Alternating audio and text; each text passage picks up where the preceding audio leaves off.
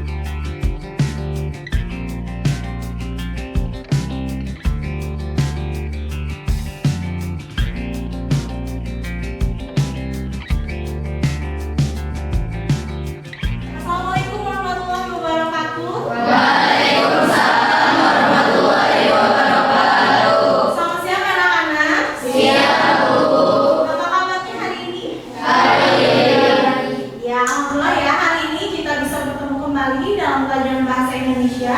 Untuk hari ini, sebelum kita melakukan kegiatan pembelajaran seperti biasa, dipimpin dulu doa ya oleh saudara Haikal. Silakan dipimpin dulu berdoa, Haikal. Sebelum belajar, berdoa dimulai. Bismillahirrahmanirrahim. Rabbi sadri sadri wa yassir li amri wahlul 'uqdatam min lisani yafqahu qawli. Assalamualaikum warahmatullahi wabarakatuh. Waalaikumsalam warahmatullahi wabarakatuh. Baik, sebelum kita memulai pembelajaran hari ini, Ibu cek dulu kehadirannya ya. Amelia Rahmawati, Andika Mahendra, Sakir, Bilkis, Chandra, Pizia, Ganes, Sakir. Kita doakan semoga cepat sembuh ya. Haikal, Hana, Yoma, Intan, Jovita, Rangga, Sakir, Melati, Ragil, Sakir, Neng Silvi, Ratu, Sista, Suci, Sylvia, Siti Nurjana, Dewi, Sakir, Wika. Makasih ya, itu saudara semuanya. Baik, untuk pembelajaran hari ini kita akan memulai pembelajaran dengan materi teks diskusi. Baik, untuk pembelajaran hari ini silakan dilihat di layar ya. Nah, kalian akan belajar mengenai teks diskusi. Materi ini ada dalam kurikulum K13 ya, yang dibelajarkan di kelas 9. Nah, kemudian kira-kira apa ya yang akan kita lakukan hari ini? Jadi ada beberapa kegiatan yang akan kalian lakukan di hari ini. Yang pertama, kalian harus aktif berpartisipasi. Selanjutnya, harus siap menerima tantangan. Kemudian tepat waktu dalam mengerjakan. Selanjutnya, mencari tahu apa yang belum kalian tahu. Dan yang terakhir, harus membuat sesuatu yang menyenangkan. Untuk hari ini, kompetensi dasar yang akan kita pelajari yang pertama adalah mengidentifikasi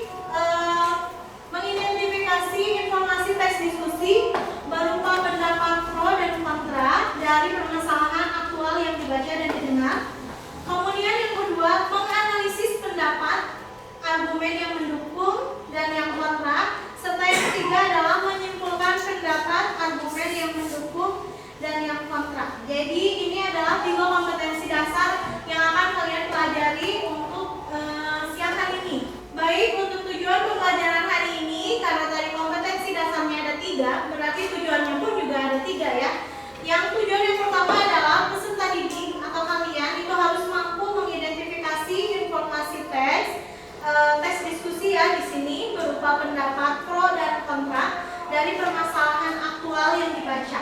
Jadi nanti Ibu akan memberikan materi yang akan kalian baca, kemudian kalian harus bisa mengidentifikasi permasalahan dari teks diskusi tadi. Kemudian yang kedua, peserta didik harus mampu menganalisis pendapat atau argumen yang mendukung dan yang kontra. Dan yang ketiga adalah mampu menyimpulkan pendapat argumen yang pro dan yang kontra. Nah, untuk pembelajaran hari ini, Ibu menggunakan model pembelajaran PBL atau Problem Based Learning, di mana Problem Based Learning ini adalah pembelajaran berbasis masalah, yang nantinya kalian akan diberikan masalah, kemudian nanti harus dipecahkan sama kalian semua. Jadi ini adalah 5 tahapan dari kegiatan pembelajaran PBL ini. Yang pertama, menyaksikan contoh teks diskusi. Kedua, berdiskusi secara kelompok. Ketiga, mencari data. Keempat, mempresentasikan. Dan yang kelima, mengevaluasi atau memberikan tanggapan. Gitu ya. Nah, minggu kemarin kalian sudah belajar mengenai apa? Teks cerita inspiratif. Manfaat apa yang kalian dapatkan dari belajar teks cerita inspiratif? Ya, mendapatkan inspirasi dari siapa? Dari orang atau tokoh yang dianggap menginspirasi ya. Kemudian untuk hari ini, baik sebelum kita melanjutkan pembelajarannya, ada yang mau bertanya terlebih dahulu mengenai teks diskusi? Silahkan. Oke, baik, perwakilan dari Vizia aja dulu ya, silakan.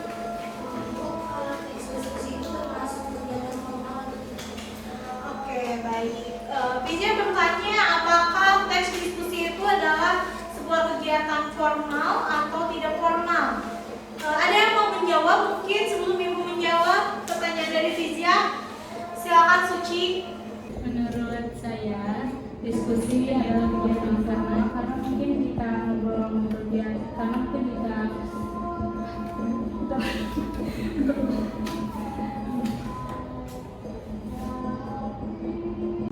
karena mungkin jika kumpul-kumpul biasa itu termasuk ya ngobrol-ngobrol aja, ngobrol santai, kalau nggak formal. Baik Suci, terima kasih jawabannya. Tepuk tangan dong.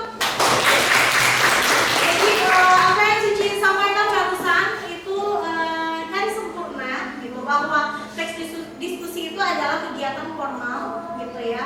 Karena kalau misalnya tidak formal itu seperti apa? Ya, mungkin kita juga bisa melakukan komunikasi seperti ngobrol, tapi itu kan bukan di ranah formal atau bukan di ranah yang betul-betul membicarakan suatu hal gitu. Diskusi itu biasanya melakukan kegiatan atau bertukar pikiran mengenai satu pendapat yang harus kita pecahkan bersama-sama.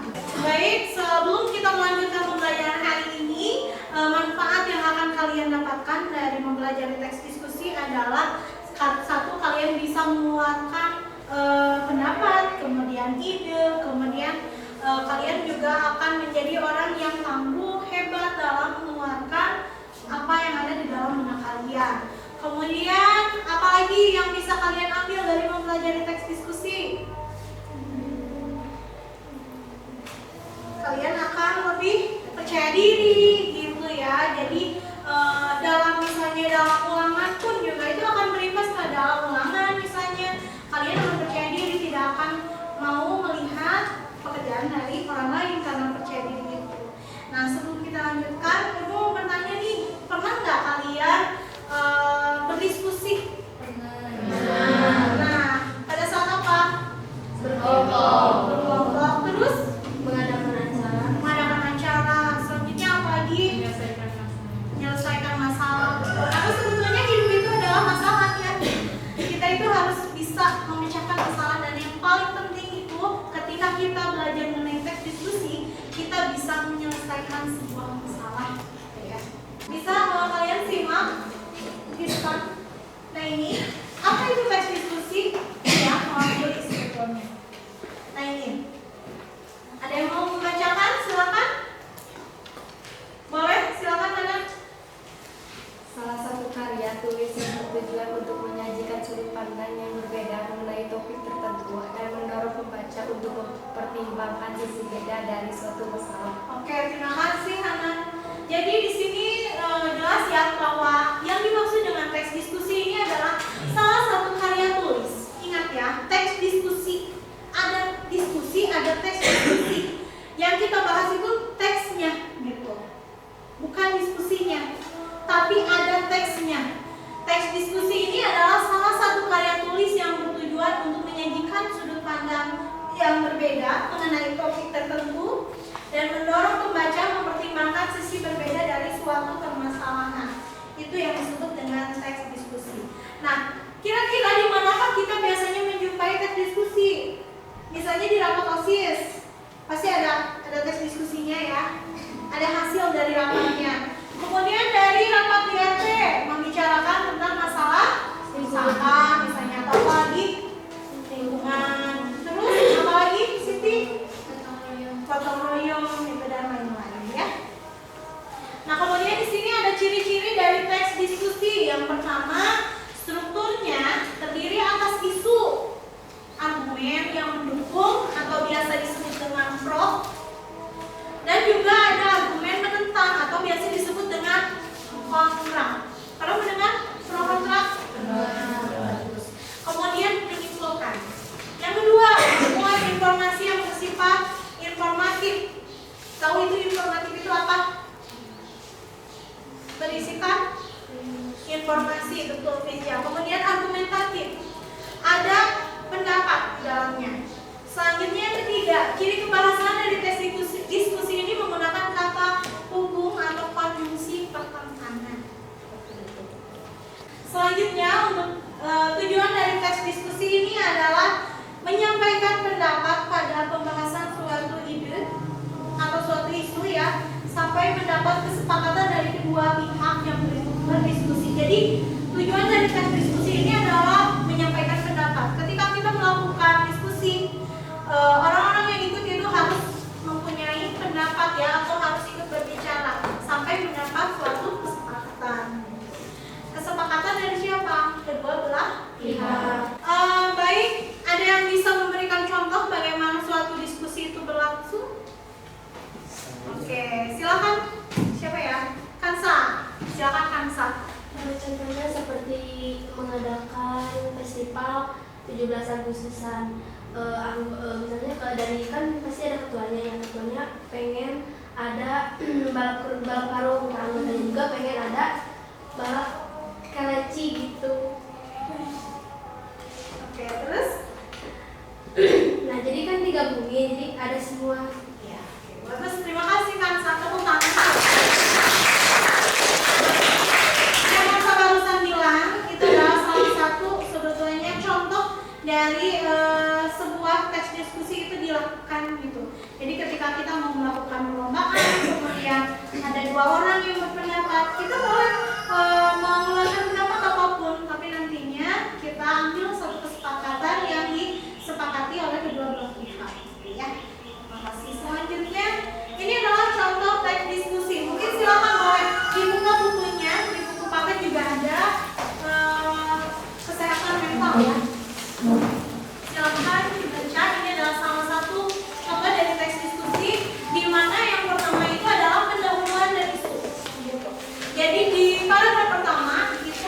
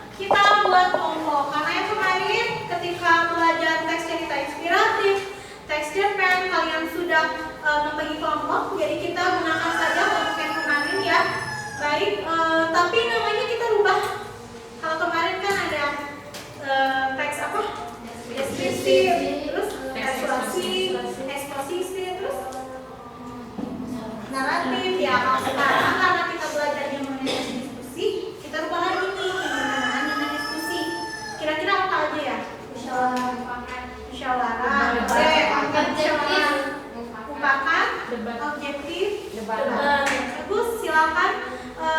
Sudah anggotanya sudah terbentuk. Ibu akan membagikan LKPD ya. Nanti kalian silakan isi.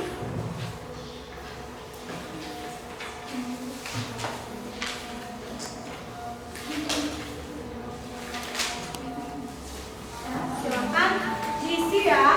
Diisi LKPD-nya sesuai dengan kelompoknya. Silakan. Kalau ada yang mau bertanya, silakan. Ada yang belum paham, boleh bertanya sama ibu. Silakan ya, ditanyakan. Kalau yang sudah paham, langsung dikerjakan. Nah ini kan pendapat di sini ya. Maksudnya apakah ke pendapat kelompok? Jadi ini aja sesuai. Pendapat pro yang ini karena dikasih angka PDB ini berarti nanti dikasih nama dulu ya, boleh belakang boleh, kondisi boleh.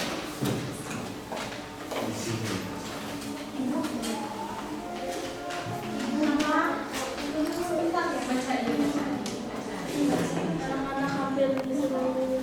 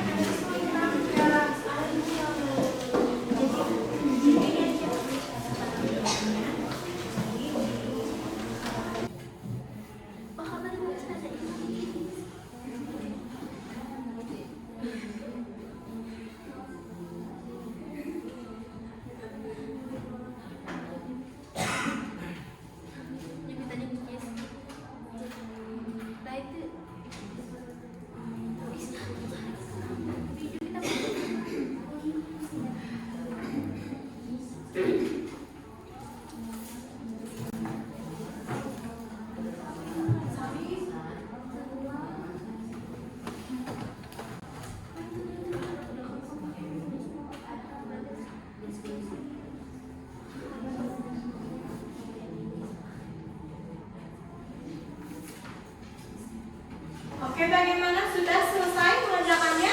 Sudah. Baik, sekarang waktunya kita mempresentasikan hasil diskusi yang sudah kalian kerjakan. Silakan, mau dimulai dulu dari kelompok mana? Boleh? Mau dari kelompok siapa dulu? Apakah? Oke, baik, silakan musyawarah dulu ya. Kelompok musyawarah dulu. Silakan. Assalamualaikum warahmatullahi wabarakatuh. Waalaikumsalam warahmatullahi wabarakatuh. Kami perwakilan dari kelompok 1, kelompok musyawarah akan mempresentasikan tentang pendapat pro dan kontra. Menurut kami, di paragraf pertama terdapat alasan kontra dan pro. Kontranya, anak-anak yang hidup di seluruh dunia, terutama di kota-kota besar, kini semakin banyak dan semakin diperburuki dengan gaya hidup yang tidak sehat.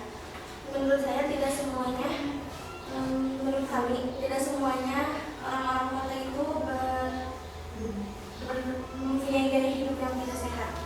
Mungkin karena di kota-kota besar sekarang banyak polusi udara yang membuat banyak orang yang pikiran bahwa di kota-kota besar itu tidak ada yang gaya hidup sehat. Terus soalnya beraktivitas melalui permainan olahraga akan menjaga anak-anak tetap kuat dan sehat. Ya, dengan cara berolahraga kita akan menjadi kuat, sehat dan bugar. Tetapi selain juga berolahraga, kita bisa melakukannya dengan makan makanan yang sehat tersebut. Empat sehat ini sempurna dan yang lain-lainnya. Untuk paragraf yang kedua, menurut kami itu semuanya pro, karena di paragraf kedua menjelaskan bahwa banyak permainan olahraga yang bisa dilakukan. Bahkan di sini ada permainan tradisional. Dengan permainan tradisional kita bisa mengembangkan apa yang sudah bisa dibilang langka tidak ada.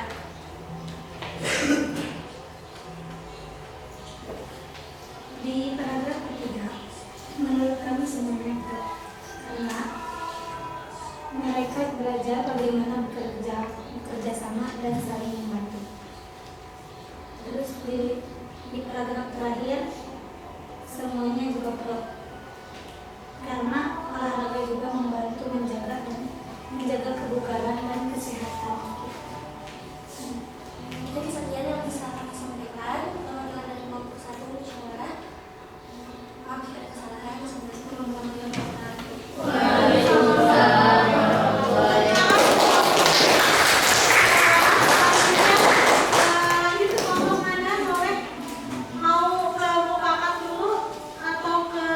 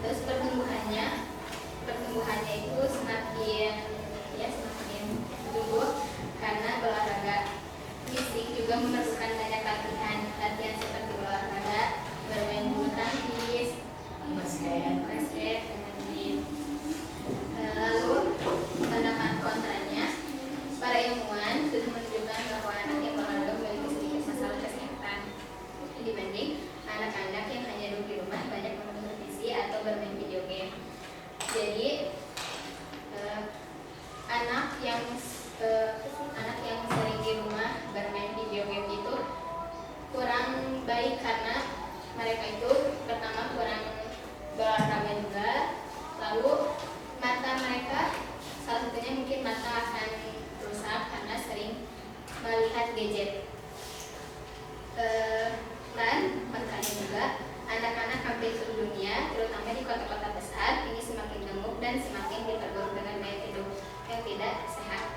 Ya, jadi makanya tuh nggak teratur gitu, nggak teratur. Karena pertama dia sering duduk di rumah, nggak makan makanan sehat, nggak teratur juga, kurang olahraga. Jadi segitu aja teman-teman dari kami kelompok Mufakat. Assalamualaikum warahmatullahi wabarakatuh.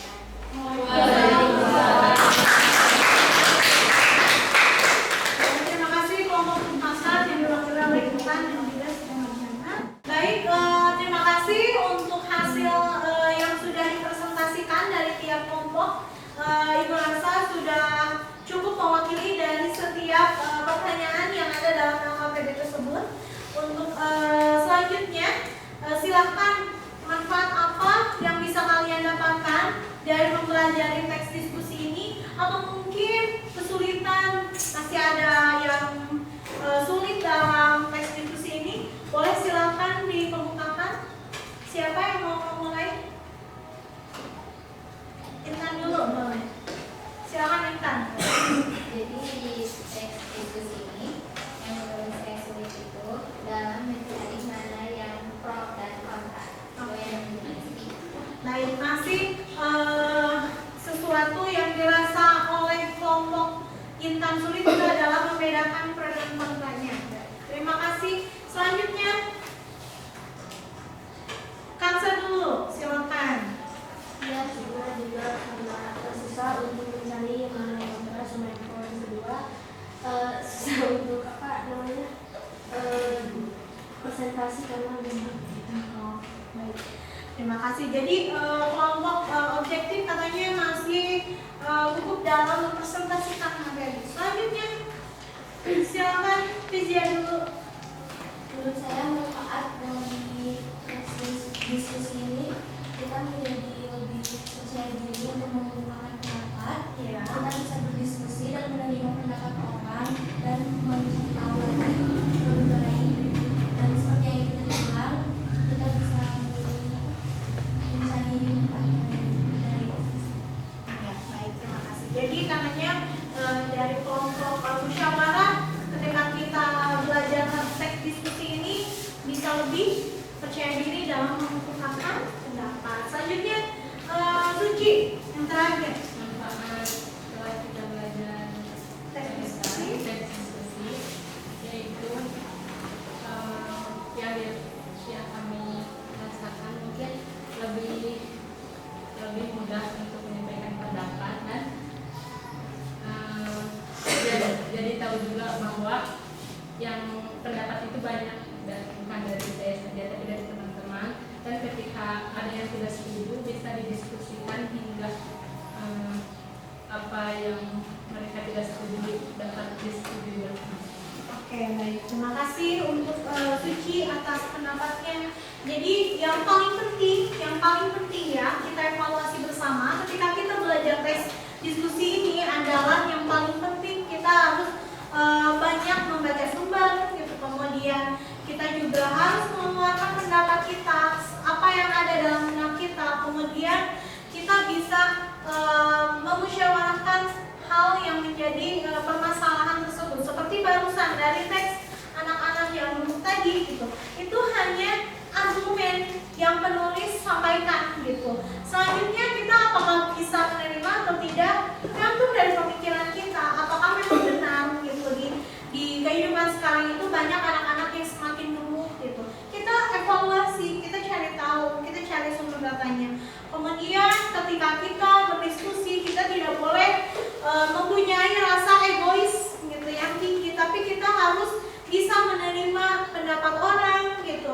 Walaupun misalnya yang diambil ternyata pendapat dari orang lain, kita harus menghormati setiap pendapat dari orang yang memberikan pendapat tersebut gitu ya. Baik, alhamdulillah kalian lewati. Terima kasih atas apresiasinya hari ini. Untuk tugas buat besok kalian kerjakan LKPD yang ada di buku paketnya atau di buku peserta didik kalian yang kalian pegang. Nanti sudah selesai akan melakukan penilaian lebih lanjut. Untuk pertemuan kali ini terima kasih atas perhatiannya. Sehat selalu, bahagia selalu. Terima kasih. Mohon maaf apabila ada kesalahan. Sebelum Ibu menutup perjumpaan kita kali ini, ada pantun ya. Naik delman pergi ke kota. Jangan lupa